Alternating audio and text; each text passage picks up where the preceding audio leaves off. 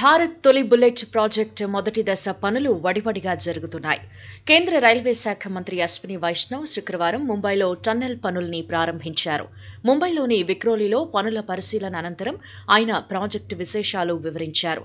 సొరంగం దాదాపు 40 అడుగుల వెడల్పుతో నిర్మిస్తున్నారు అని, దాని లోపల రైలు గంటకు 320 కిలోమీటర్ల వేగంతో ప్రయాణిస్తుందని మంత్రి అశ్విని వైష్ణవ్ అన్నారు. సీఎంగా ఏక్నాథ్ షిండే బాధ్యతలు స్వీకరించాక ప్రాజెక్టు పనుల్లో కదలిక వచ్చిందని, అన్ని వైపులా ఏకకాలంలో పనులు జరుగుతున్నాయని మంత్రి వెల్లడించారు.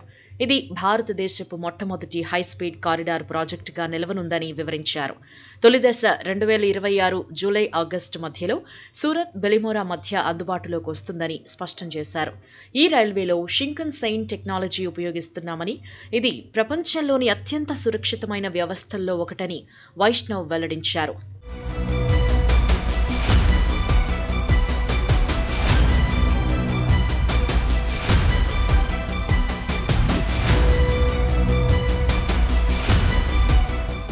ముంబై అహ్మదాబాద్ తొలి బుల్లెట్ ప్రాజెక్టుకు భారత ప్రధాని మోదీ, జపాన్ ప్రధాని షింజో అబే 2017 సెప్టెంబర్ 14న శంకుస్థాపన చేశారు.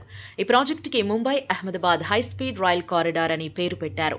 గుజరాత్ వైపు ఈ ప్రాజెక్టు నిర్మాణం దాదాపుగా పూర్తయింది.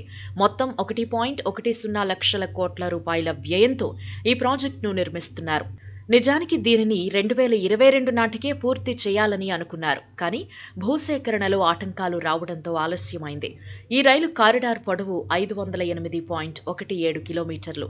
మహారాష్ట్రలోని బాంద్రా కుర్లా కాంప్లెక్స్, షిల్ఫాటా మధ్య 21 కిలోమీటర్ల పొడవైన సొరంగంలో భాగంగా 7 కిలోమీటర్ల సముద్రగర్భ రైలు సొరంగం నిర్మిస్తున్నారు. గుజరాత్లోని వల్సాద్ జిల్లా జెరోలి గ్రామ సమీపంలో ఉన్న 350 మీటర్ల పొడవు, 12.6 మీటర్ల వ్యాసం కలిగిన మొదటి కొండ సొరంగాన్ని పూర్తి చేశారు. సూరత్లోని NH-53 పై 70 మీటర్ల పొడవు, 673 మెట్రిక్ టన్నుల బరువుతో మొదటి స్టీల్ బ్రిడ్జ్ ని నిర్మించారు. అలాంటి 28 వంతెనలు నిర్మాణంలో ఉన్నాయి. ఈ రైలు సేవలు పూర్తి స్థాయిలో అందుబాటులోకి వస్తే అహ్మదాబాద్ నుంచి ముంబైకి కేవలం 3 గంటల్లోనే చేరుకోవచ్చు.